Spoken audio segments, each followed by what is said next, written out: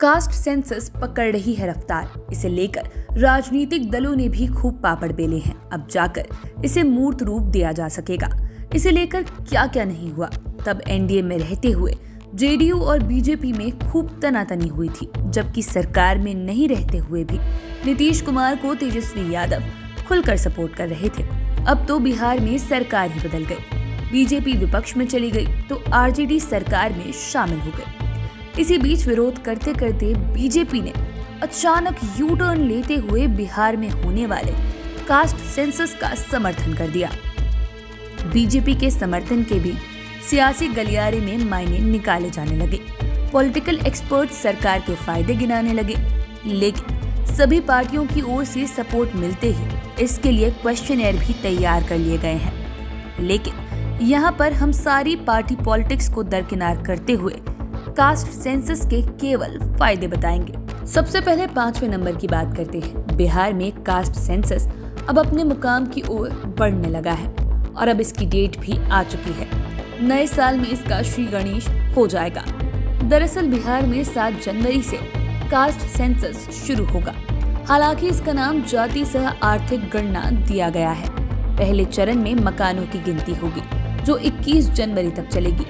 इसके बाद जाति के आधार पर लोगों की गिनती की जाएगी। लोगों की गिनती 1 से 30 अप्रैल के बीच कराई जाएगी और जून माह में इसकी रिपोर्ट जारी होगी। हालांकि इस डेट में कुछ आगे पीछे हो सकता है, लेकिन यहाँ हम आपको ये बताने जा रहे हैं कि इसके फायदे क्या हैं। दरअसल हर कोई जानना चाहता है कि उनकी जाति की सही स्थिति क्या क्या है। खासकर जातीय जनगणना के बारे में वह समाज या समुदाय तो हर हाल में जानना चाहता है जिसकी आबादी अधिक है। एक्सपर्ट्स की माने तो समाज के लिए कास्ट सेंसस बहुत जरूरी है। इससे जातियों के सही डेटा का पता चलेगा। दरअसल देश में हर 10 साल में होने वाली जनगणना के दौरान धार्मिक, शैक्षणिक, आर्थिक, आयु, लिंग आदि की चर्चा होती है। यहाँ तक कि अनुसूचित जाति और अनुसूचित जनजाति की भी गिनती होती है, लेकिन बाकी जातियों के बारे में पता नहीं चलता। ऐसे में यदि जाति की गणना कराई जाती है तो बेशक सही जानकारी लोगों को मिलेगी और इसका भविष्य में भी लाभ मिलेगा। खासकर ओबीसी के बारे में लोगों में कंफ्यूजन रहता है। अब बात करते हैं 4थे नंबर की। लोगों में अभी से उत्साह है कि अगले साल ये क्लियर हो जाएगा कि कौन से कास्ट का क्या डेटा है। आम आदमी से ज्यादा तो नेताओं में खुशी देखी जा रही है। एक्सपर्ट्स का मानना है कि कास्ट सेंसस से तमाम जातियों और प्रजातियों के बारे में एक हद तक जानकारी मिल जाएगी। उनका रहन सहन क्या है, उनकी स्थिति क्या है, उनकी लाइफस्टाइल कैसी है। यदि यह डेटा सामने आ जाएगा तो फिर सरकारी स्तर पर उसके विकास की बात होगी। उनके लाइफस्टाइल को और अधिक बेहतर किया जाएगा। बता दें कि इसे लेकर पिछले साल नीतीश कुमार के नेतृत्व में 10 दलों का एक डेलीगेट पीएम मोदी से मिला था, लेकिन केंद्र सरकार ने कास्ट सेंसस कराने से साफ इनकार कर दिया था। वहां से लौटने के कुछ ही दिन बाद बिहार सरकार ने अपने खर्च से कास्ट सेंसस कराने का फैसला किया था। बताया जाता है कि इस पर लगभग 500 करोड़ खर्च किए जाएंगे। 3रे नंबर की अब बात करते हैं। दरअसल कालांतर में कई ऐसे कास्ट और सबकास्ट हैं जो विलुप्त हो जा रही हैं। यूं कहिए कि कई जातियां तो विलुप्त हो गई है। हाँ, कुछ नई जातियां समय के साथ आगे भी बढ़ी हैं और नई कैटेगरी में शामिल हुई हैं, लेकिन इसका डेटा अब बहुत ऑथेंटिक नहीं है। सब सुनी सुनाई बातें हैं। चुनाव के समय भी ऐसा ही होता है। मनमाना डेटा बता दिया जाता है और उसी के आधार पर वोटों के परसेंटेज भी निकाल लिए जाते हैं। लेकिन जब सही मायने में जातियों की गिनती होगी तो बेशक उनकी सही जानकारी मिलेगी। विलुप्त हो रही जातियों के बारे में नई पीढ़ी को पता चलेगा। दरअसल ये देखने को मिलता है कि नई पीढ़ी के युवाओं को बहुत चीजों की जानकारी नहीं होती। उनसे कुछ पूछिए तो 2-4 नाम गिनवाएंगे, बाकी के बारे में कह देंगे कि नहीं जानते हैं। संथाली समाज के बारे में तो उन्हें बिल्कुल ही नहीं पता होता है। कुछ ऐसी ही स्थिति मुस्लिमों की भी है। अभी पसमानदा मुस्लिमों का मुद्दा छाया हुआ है।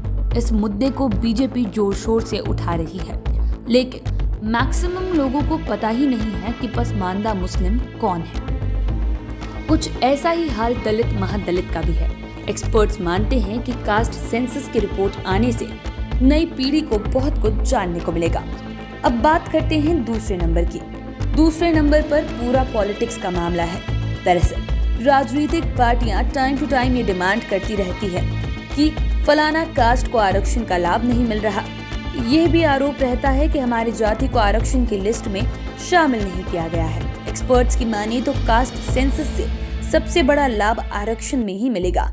यही वजह है कि ये बिल्कुल सियासी मुद्दा बन गया है। और खास बात कि सियासी मुद्दे पर बीजेपी बिल्कुल अलग थलग पड़ गई थी। बाद में स्थिति को भांपते हुए इसे कराने के समर्थन में ये भी आ गए, लेकिन वो ये भी कह रहे हैं कि इसी की तरह जनसंख्या नियंत्रण कानून भी लागू होना चाहिए। बता दें कि बिहार ही नहीं, हर राज्य में कास्ट के आधार पर नौकरी से लेकर स्कूल कॉलेज तक में आरक्षण का नियम है।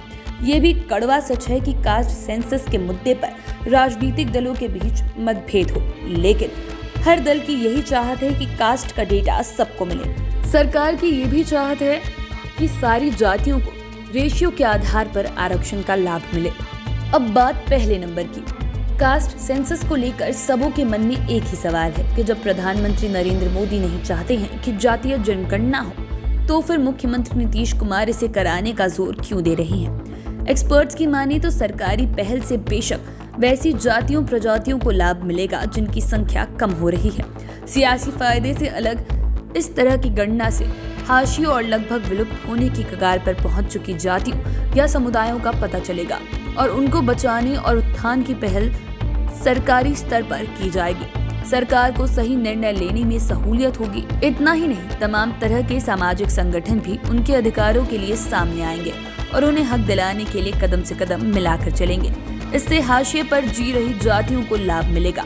मुख्यमंत्री नीतीश कुमार भी चाहते हैं कि उनके शासनकाल में कोई विकास से दूर न रहे। यही वजह थी कि लालू यादव भी कास्ट सेंसस कराने पर जोर दे रहे थे।